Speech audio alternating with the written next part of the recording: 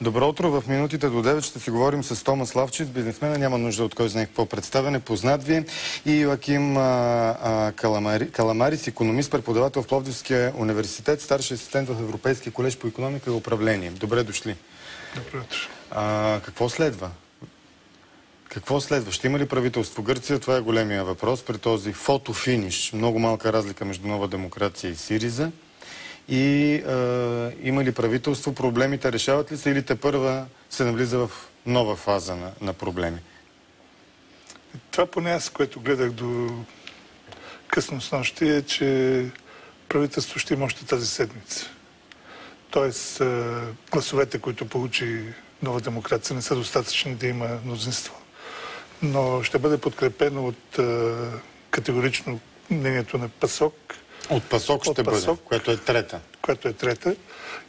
И с тези две партии дори спокойно могат да направят правителство, без да е необходимо друга партия. Тук, разбира се, може да прибавим и демократичната левица, която също е проевропейска, ако мога да ги нарека така, насоченост и която поставя някакви дребни условия, но смятам, че също ще подкрепи това правителство. Проблемът е, че няма да успеят да получат тези 180 гласа, трите партии заедно, които ще им дадат пълно мнозинство в парламента. 180... Получават 178 или 179. Не се ли получава следния абсурд? Партиите, Нова демокрация и ПАСОК, всички те управлявали през тези години, редувайки се, за които гърците казваха, че се докарали до това състояние. Всъщност сега те са партиите спасителки, непримирими врагове, да влязат заедно, ако стане тази комбинация, за която говорите, ПАСОК и Нова демокрация. Спасител да е този, който те е докарал до фалита. До фалита. Значи, това тук трябва да се види. Значи, подкрепата в парламента не означава участие в правителството. Значи, може да бъде подкрепено правителството без да има участие нито ПАСОК, нито демократичната левица, просто си бъде правителството. Има нови параметри политици. Според вас? Аз съм съгласен с господин Лавцис, че ще има правителство до края на седмица от тези сили, които той каза по-рано. Нова демокрация и ПАСОК. Да, точно така. Въпросът е и демократическа левица се добави сигурно. Въпросът е какво ще случи след 3 месеца, след като тези политически сили ще продължават политиката на меморандум 1 и меморандум 2. Това е рестрикциите, рязането на пари на група. Резултати, които днес повечето хора не познават, даже извън национални граници на Гърция, че ние имаме в момента дълг над 700 милиарда евро, 3 години след така наречените промени и мерки от тройката и от техните специалисти. Това не става просто за конспиративни неща, става просто за факти. Освен това, в Гърция до 25 годишни млади хора, те са вече в безработица над 60%. Над 60% от хората от 25 години? Официални данни ли? Разбира се, аз заставам зад моите думи. И не мисля, че това е резултат от добро стопанисване на Гърция, от тройка и така нататък, или добрите съвети, които тя е получила. Разбира се, че Гърция има нужда от реформи. Другия път тук беше обаче. До 20 юли казаха, парите свършват, няма пари за пенсии и заплати. Това не е който така. Да е на власт, ще бъде пометен. Това не е така. Това е манипулиран елемент. Това не е възможно да се случи. При положение, че Гърция е необходимо за гръцките заплати са 27 милиарда евро годишно, при положение, че Гърция само от данъците може да ги събере тези пари.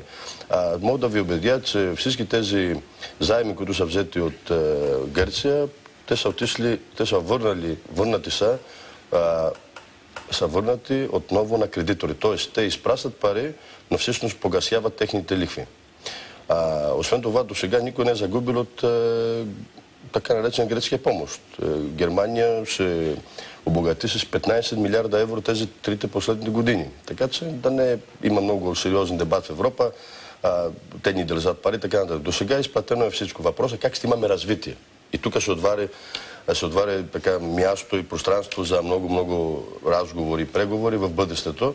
И за това е избора на президент Оланд и силната опозиция в Гърция сега отваря един сериозен дебат относно развитието в Европейския съюз и нейните страни. Въпросът е да може да се развием и в Балканския полуостров, в нашите страни, при положение, че по някакъв начин някой иска да изглеждам като Бразилия или Индия, европейска Индия или Бразилия. Това не може да се случи. Добре. Ще продължим след малко. Искаме една скоба да отворим, понеже говорим за политици, за коалиции.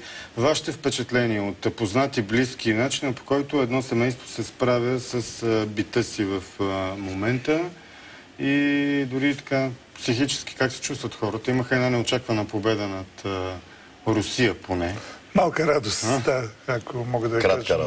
Но хората изглеждат много оплашени. Оплашени? Това е истината. От какво? Оплашени от бъдещето. Всеки ден в Гърция се теглят от банките половин милиард евро. Се изтеглят от влоговете. Престъпността много скочи. Тук говорим за последните 6 месеца около 30 обира с убийства. Съчетани. Това плаши хората. И може би тук тези избори, поне партията Сириза, което и тези другите, да кажем, независимите гърци, Златната зора. Да, Златната зора. Да, те смятат, че, както и Комунистическата партия на Гърция, смятат, че тези избори са били проведени под пълен терор и заплахи и изнудвания.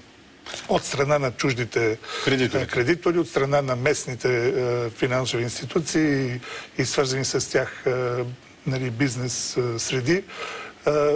Смята се, че това, което се каза на народа, или избирате драхмата или еврото, или избирате Европа или извън Европа, не е било честно за провеждането на тези избори и който е накарало хората всъщност от страх да гласуват за нова демокрация. Това е което казват тези 4-5 политически сили, които са не така проевропейски. 20 юли им казаха, парите свършват. Истината казва и нова демокрация, като това са думите на Самараш, че ние казахме истината на гръцкия народ и те ни подкрепиха и гласуваха за нас. От друга страна пък това, което казва Ципрас с Сириза, е, че просто стигнаха до кладенеца, не пиха вода този път, но успяха да отворят един много широк път, не само за гръцкия народ, за всички народи в Европа, да покажат, че Европа не може да се развива без да се съобразява с мнението на хората. Не се ли случи една подмяна? Отиваме на избори, обикновено всички хора, където има избори, в тези държави поне различни от Северна Корея и други диктатури.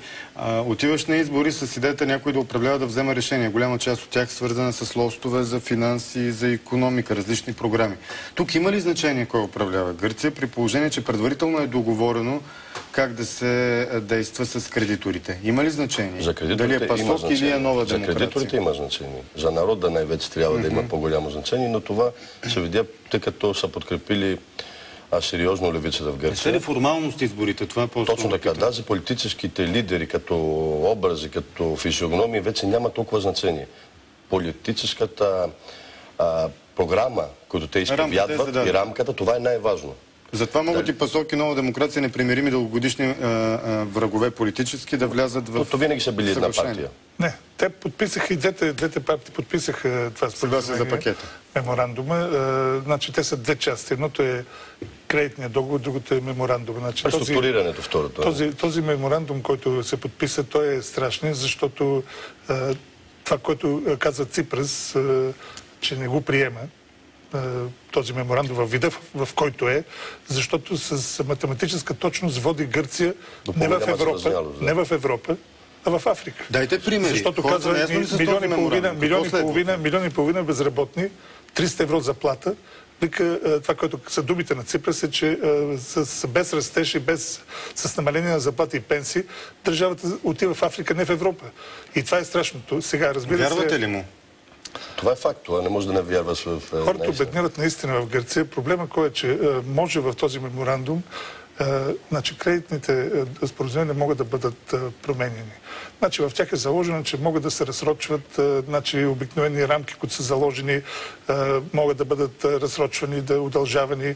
Проблемът с меморандума, който е по-сложен, защото там наистина така е подписан, че просто нямат шанс да излезат от тази криза. Лошо се управлява финансово от тази тройка, така наречена, системата, цялата финансова система. Да дадем пример. Да погледнем и въобще, например, вие дали сте наясно, дали се дискутира достатъчно конкретно какво е бъдещето. Примерно след 2 години, или след 1 година, или след 3, едно семейство гръцко с определен доход в момента, или с определена пенсия, Какво се случва? Хората наясно ли са върху бита им, върху ежедневието им, как се отразява стриктното спазване от страна на... Резултат на всичко това, което вие в момента споделяте, е резултата на изборите. При положение, че те са дали силна опозиция на Ципрас, но царците не са имали добро настояще. Да не забравяме, че герци са живели добри времена преди еврото. Тоест, този голям дебат, който виждате от грецкия народ, който казват анархисти или така нататък, това не е точно така. При положение, че герци са живели добре преди въвеждането на страната в еврозоната. Аз бих добавил много сериозен така факт относно самоубийства в Гърция. На последните 2 години и половина имаме над 2800 самоубийства. Това е резултат от увеличението на безработица. Това не е един неестествен резултат. Става въпрос, че всичко това, което е водили, съм абсолютно съгласен с господин Левчев, всичко това, което тази политика на тройката, което е политика, ако щете, на някой част от икономисти, които участват в нея, трябва да се промени. И това послание вече Европа го е получила не само от гръцките избори, при положение, че тя занимава с 2% от европейско БВП, нали? Мислили ли сте, кой е виновен за това, което се случва, за този наложен меморандум? Начина, по който по-нашироко, от гледна точка на българите, гърците живяха през годините, или конкретни политици, защото тази конкретика към тези политици не се видя да доведе... Меморандум е едно, меморандум на 2, 170 страници е всяко едно от тях. Ние много добре знаем, аз съм го чел, убеден съм и господин Левчев го чел, много политици, които са подписали и са подкрепили този меморандум, или 1 и 2, не са го прочели дори. Разбирате ли за какво става въпрос? Трябва да го подпишете. В него има, примерно, това, което фрапиращо, спомням си тази страница 147, в която се казва, че Гърция трябва да стане конкурентна на България и Румъния по заплати. Тоест на заплата 310 евро.